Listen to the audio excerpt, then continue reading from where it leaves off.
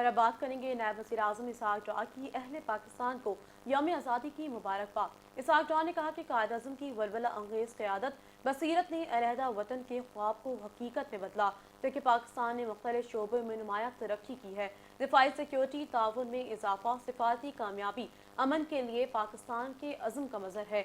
हाल ही में तारीखी मक्का मुश्तरका दिफाई मुआहदे पर दस्तखत किए गए। ये मुआहदा अमन के लिए पाकिस्तान, सऊदी अरब और तुर्किया के अज़म का इकास है।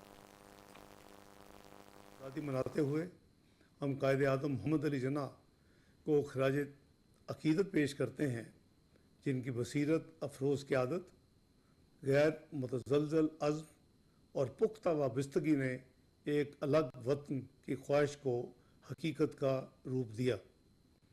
आज हम तहरीक पाकिस्तान के कायदीन और कारकुनों को भी सलाम पेश करते हैं, जिनकी शुजाअत, लगन और बेलौस कुर्बानियों ने हमारी आज़ाद रियासत की बुनियादें इस्तवार की।